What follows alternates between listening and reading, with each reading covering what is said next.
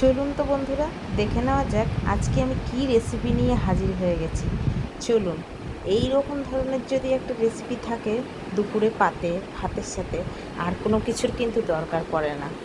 আমি মনে করি যারা এই পেঁপেটা না খান তাদেরকে এই রকমভাবে রান্না করে মুখের সামনে তুলে ধরবেন। আশা করি যারা না খেয়েছে তারাও কিন্তু এই রেসিপিটা একবার হলেও খাবে। আর হ্যাঁ, আমি যেরকমভাবে রান্না করছি ঠিক সেরকমভাবেই রান্না করতে হবে, তাহলে কিন্তু একদম হাত চেটে খাবে। কিভাবে কি করে সেরকম ভিডিওটাই তুলে ধরেছি। অল্প মশলাতে অল্প তেলে সুস্বাদু এইরকম একটা পেঁপের তরকারি আর কিন্তু কোথাও পাবেন না।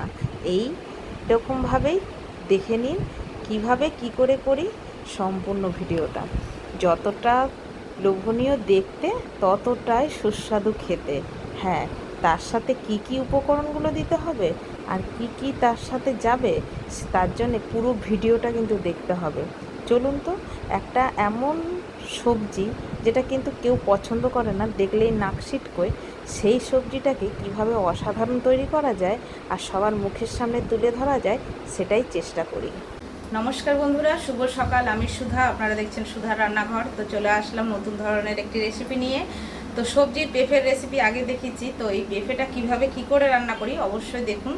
চ্যানেলগুলো যদি সাবস্ক্রাইবার না করা থাকে অবশ্যই সাবস্ক্রাইবার করুন। যদি ইউটিউব থেকে দেখে থাকেন চ্যানেলটি সাবস্ক্রাইব করবেন, যদি ফেসবুক থেকে দেখে থাকেন পেজটিকে ফলো করে পাশে থাকবেন।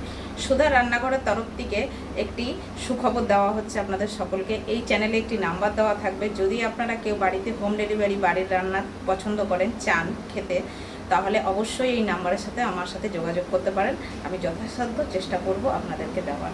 তো চলুন রান্নাটা শুরু করি। চলে এসছি আজকে পেঁপে। আজকে পেঁপের রেসিপি হবে।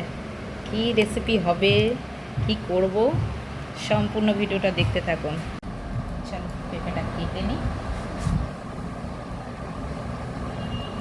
ছোট্ট একটা পেঁপে, বীজগুলো সবে হয়েছে,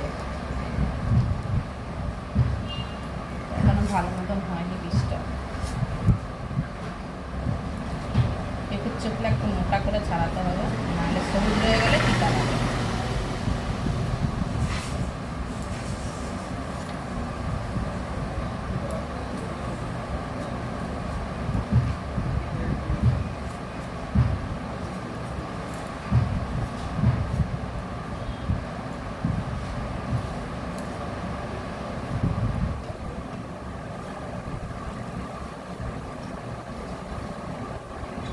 ছোটো ছোটো করে কেটে নেব, একটু আলু দেবো এর মধ্যে।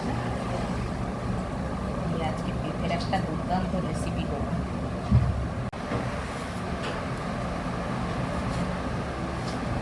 আলুগুলো ওরকম ডুমো ডুমো করে কেটে নেব,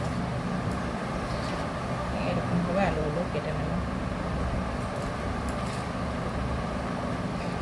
আর একটা ছোট্ট আলু,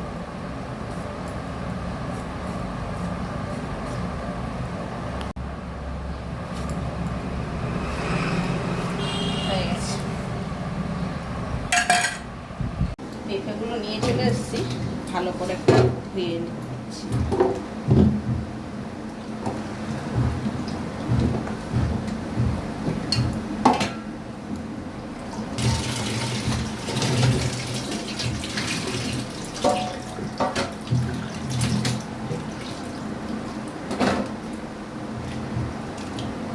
একটা কড়া বসিয়ে দিয়েছি, আলু আর পেঁপেটা সর্বপ্রথম একটু সেদ্ধ করে নেব। এটা প্রেসার কুকারে দিলে না একটা সিটি দিতে হবে, যার জন্য কচি পেঁপে তো আমি এর জন্য আর প্রেসার কুকারে দিলাম না, তখনই সিদ্ধ হয়ে যাবে। এর মধ্যে দিয়ে দিচ্ছি একটু লবণ, দিয়ে একটু ঢাকা দিচ্ছি।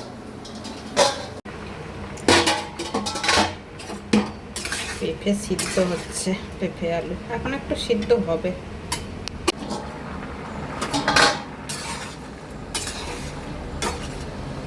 পেঁপে আমার সেদ্ধ হয়ে গেছে, যতটুকু দরকার আমার হয়ে গেছে। এর থেকে বেশি সেদ্ধ আমি করবো না, কারণ ঘেটে যেত। গ্যাস অফ করে দিলাম, এবার এটা ছেঁকে নেব। কড়া তো হুড়হুড়া গরম হয়ে গেছে, তেল দিয়ে দিচ্ছি। তেলও গরম হয়ে গেছে, নারকেলগুলো ভেজে নেব।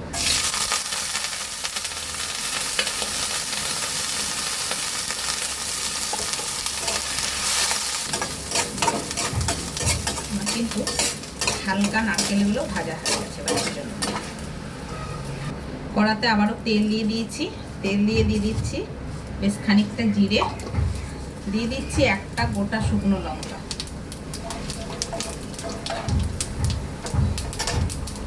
তেলের মধ্যে বেশ খানিকটা দিয়ে দিচ্ছি পেঁয়াজ। এবার অনেকে ভাবে পেঁপেতে কেউ পেঁয়াজ দেয় নাকি, একটু এরকমভাবে রান্না করে খেয়ে দেখবেন।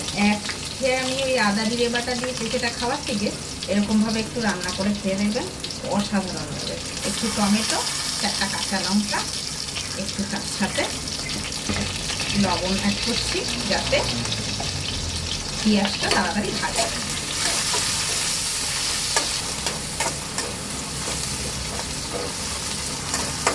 এর মধ্যে গ্যাসটা কমিয়ে দিচ্ছি, পেঁয়াজটা বেশ আমার একটু লাল করে ভাজা হয়ে গেছে। দিয়ে দিচ্ছি হলুদ গুঁড়ো, অল্প করে হলুদ গুঁড়ো দিয়ে দিচ্ছি।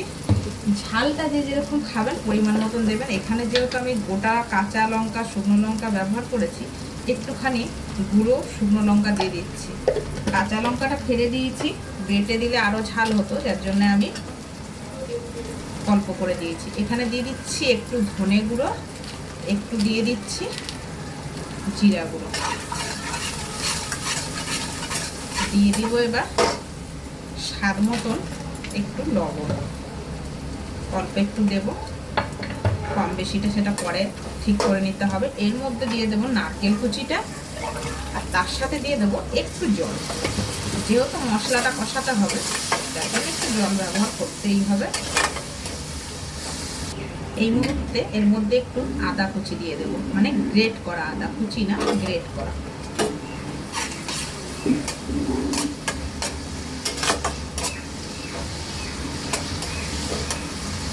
এটা ভালো করে আমি একটু কষিয়ে নেব। এবার এর মধ্যে সিদ্ধ করে রাখা আলু আর পেঁপেটা দিয়ে দেবো।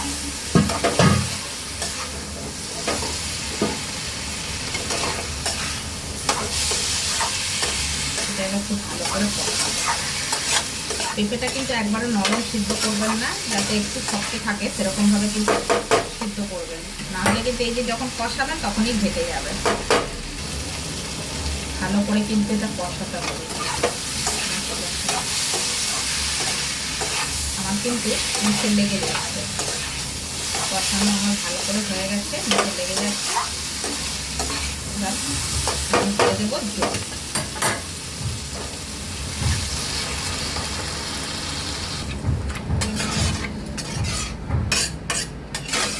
একটু নারকেলগুলো সেদ্ধ হবে, আলু পেঁপে সেদ্ধই আছে, একটু নারকেলগুলো সেদ্ধ হবে।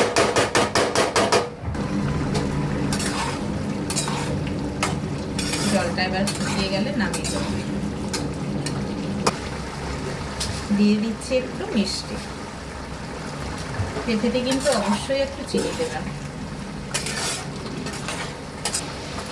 হয়ে গেছে, নামিয়ে ফিরে আসছি। পেঁপের এরকম একটা লোভনীয় তরকারি যদি থাকে, রুটি ভাত পরোটা সবের সাথে কিন্তু এটা খেতে খুব ভালো লাগবে। তো কেমন লাগলো রেসিপিটা সেটা কিন্তু আমাকে কমেন্ট করে জানাবেন, আর কেমন আছেন সবাই সেটাও কমেন্ট করে জানাবেন। ভালো থাকবেন, সুস্থ থাকবেন বন্ধুরা। দেখা হচ্ছে পরের একটি ভিডিওর সাথে আবারও। আজকের মতন বিদায় নিয়ে নিচ্ছি, বাই বাই।